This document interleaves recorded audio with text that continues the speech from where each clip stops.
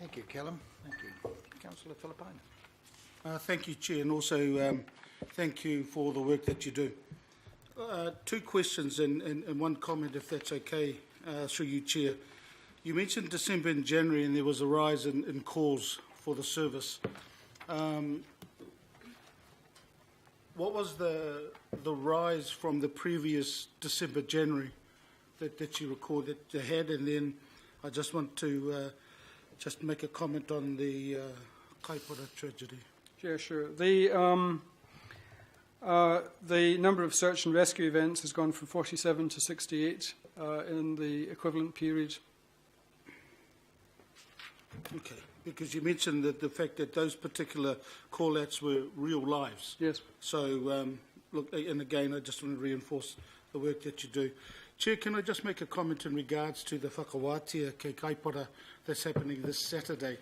Over the last few months, and I've been working with the Director for Governance, Mr. Phil Wilson, with Councillor Sayers, with the local board, with police, with the New Zealand Defence Force. Now, on the 25th, which is this Saturday, they have the whakawātia ke kaipara, which is the lifting of the tapu that was placed in there on November. And I know also that the emergency services will get an invite. If not, it's already been said by Todd Bartlett. So, Chair, I just wanted to sort of mention the fact that I just want to acknowledge and say thank you to Phil Wilson. And there's about 100 people, 110 people attending at 5:30 in the morning. We're meeting at Parekai Pools. And from Parekai, and I'm hoping the local board, but Councillor Sayers is part of this whole conversation. We will then travel to the lookout, and then we'll have a meal, a little meal, just for everybody to know it's a little meal. It's not a big one, and that'll be at the barracks at New Zealand Defence Force. So, again, thank you for the work that you've done at the Kaipara, along with the other emergency services. Thank you, Chair. Oh, everybody's welcome, by the way, if they wish to attend. Member Lee, Councillor Lee. Thank you, Mr. Chair. And thank you, as my previous colleagues just said, for an important work that you do. Conscious that we sit here in our seats and your team are out there doing some incredibly beneficial work to the region. So you referred to improvements in the Coast Guard membership program, and then later on you referred to membership subs at around 1.8 million and 36% of expenses. So just give us a snapshot on year, past few years, how that's been tracking. Yes, certainly. Across our current membership base is about 21,000. It grows. It's not had a great deal of fuel by way of advertising and marketing in the past. Over the last 2 years, we've sought to change that. We've brought in a membership manager. We have invested in all manner of media advertising. We have also sought to shift, if you like, the concept of Coast Guard and membership from Coast Guard purely as an organisation of last resort, and therefore membership almost as a charitable donation, to one where we are positioning Coast Guard as genuine experts who can help you make the most of your boating, but obviously importantly help you avoid making mistakes that will result in us being called out. So it's a subtle shift, if you like, and we're positioning Coast Guard membership as the boatie's best mate, if you like. And that's the direction we're going to take things over the next 2 or 3 years. We're starting to see an uplift in membership, but it's pretty small numbers, to be honest, Councillor Lee. We're talking about our growth now in the region of 1,400 members a year. This is just the northern region, I should say, and so that sounds like 21,000 members in a population in Auckland alone, of course, of in excess of 1.5 million, and in the broader northern region that we look after, which will be well in excess of 2 million. So I think there's a lot of room for growth there, but I don't think we've cracked it yet in terms of getting through to your average Kiwi boatie yet in terms of the value that we provide and why they should have membership. So that's a work in progress. But I'm pleased with the results we're getting so far. Just one supplementary. Is your membership program improvements the same as the nationwide? Yes. Yeah. Yes. The nationwide program was spawned from the Northern Regions program. Thanks. Councillor Simpson. Thank you, Mr. Chair. I've got a number of questions around the funding of what you do. So if I heard you correctly, you said that the reefer funding was really for the cost of staff and training programs. So my question is, how many staff do you have and how much does it cost to train a volunteer, either individually or per session? And then following up from that, have you ever looked at corporate funding or other funding to do what you do, noting that Foundation North and government were the two other funding other than membership groups that you mentioned? You didn't mention any other corporate funding, and That's do right. you use that as a funding revenue stream? Thank you. So we have 22 permanent staff, and we have approximately 1,000 volunteers.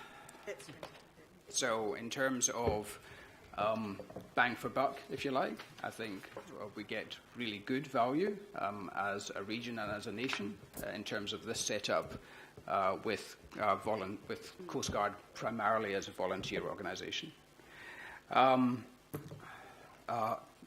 To illustrate the kind of cost to train a volunteer, last November we ran a one-week training course. We brought in 16 volunteers, and it cost us in the region of $21,000 for that period. So that was, I think, a really good value, actually. These volunteers are giving their time, not asking for anything in return. And our and our budget for training will be in the $100,000 to $200,000 range per annum at this stage. In terms of the point about corporate sponsorship, you're absolutely correct. That is an opportunity to go after, and the one extra FTE that we've brought on board in the last year has been a fundraising manager to address exactly the issue that you raise. So we are engaged with a number of large corporates now about sponsoring our training programs. one supplementary, if I may. I noticed that you potentially will ask for another $14,000. Yes. What would that be for? That will be for the cost of the ongoing cost of staff.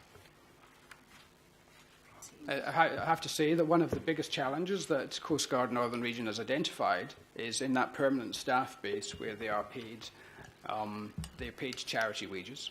And so retaining decent talent in our organisation is an uphill task. A lot of attrition, is that what you're saying? We have a lot of attrition. Now, a watchkeeper in the... we don't have a lot of attrition, sorry, but it's a constant threat.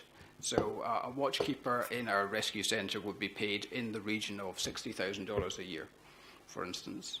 And in the current climate in Auckland, that's getting increasingly difficult to create a long-term career there.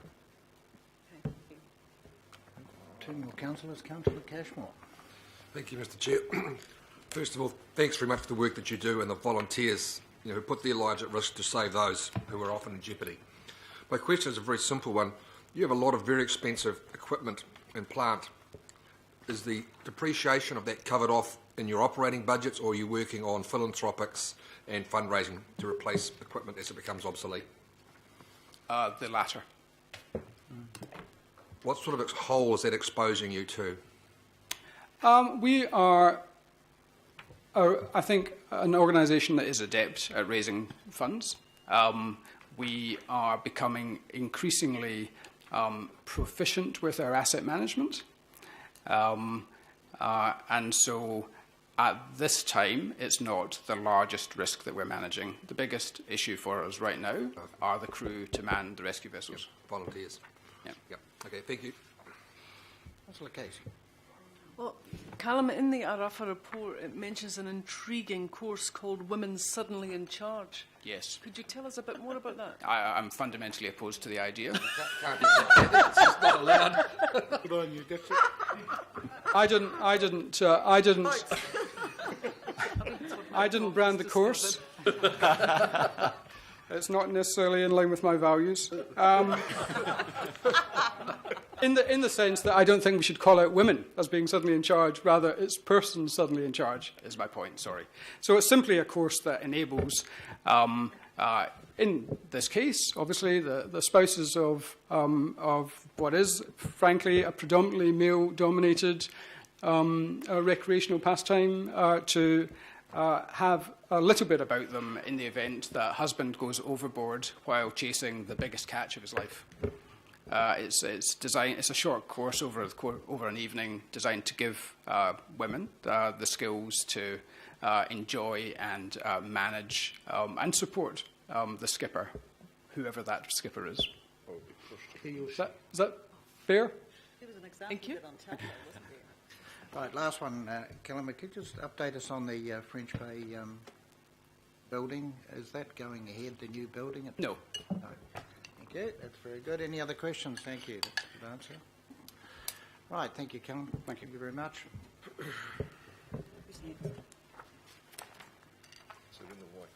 Jonathan, what to say? Auckland, welcome. So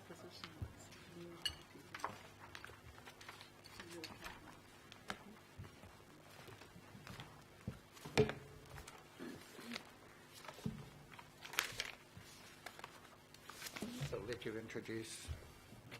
Thank you. Kia ora koutou, Mr Chair, Mayor Phil, councillors.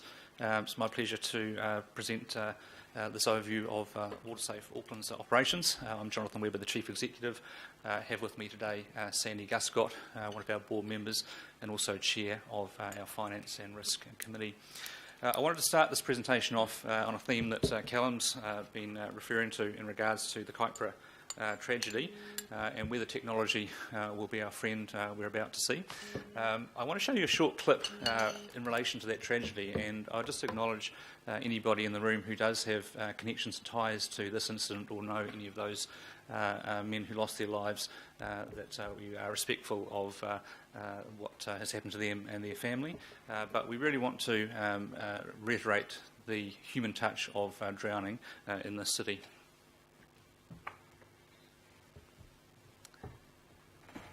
And technology is not our friend, so we'll just have to skip on that. So apologies for the technology working there. So WaterSafe Auckland, who are we? We are Auckland's leading agency in terms of drowning prevention. Many initiatives that we have led by ourselves, but the majority of the work that we do in the city is in coordination, specifically with our amenity partners, Surf Life Saving, Coast Guard Northern Region and the Rescue Helicopter, and through a number of other council and community groups throughout the region. We are a member of Water Safety New Zealand, and I appreciate for members that there's often confusion around the different roles between our organisations. Water Safety New Zealand being the sector lead, its role being advocacy and governance on behalf of the sector, but we are a key partner, a member of Water Safety New Zealand. In fact, we are the only regional organisation to have representation on all of Water Safety New Zealand's working groups. Our vision is very clear, a WaterSafe Auckland free from drowning. We work in the preventable drowning space, and I'm sure people are aware of the recent spate of drownings and references by Water Safety New Zealand and the drowning statistics to preventable drownings. There's only so much that we can do in regards to drownings for incidents such as homicide, suicide, vehicles into the water. That's sort of outside the scope of where we operate. And our mission is very simple. It's preventing drowning through education. So we're the only agency which focuses solely on education as opposed to provision of water rescue services. What I'd like to show in this slide is where we're positioned in regards to drowning prevention. The graphic you can see on the slide there is something called the drowning chain of survival. It's internationally recognised as the model for how drowning is managed within a nation. And we operate in this space of the drowning chain of survival. And as mentioned before, we are the only organisation to focus solely on drowning prevention. Whilst we do provide education on what to do when there is a drowning incident, you may be aware that in the vast majority of bystander rescues, it's not the person in trouble who drowns, it's the would-be rescuer who enters the water to attempt rescue. So we have extensive education programs around how to educate the public on effecting a safe rescue. And it's our amenity partners, Surf Life Saving, Coast Guard, the rescue helicopter and the emergency services who operate at the other end of the drowning chain of survival, which is the rescue and resuscitation phase.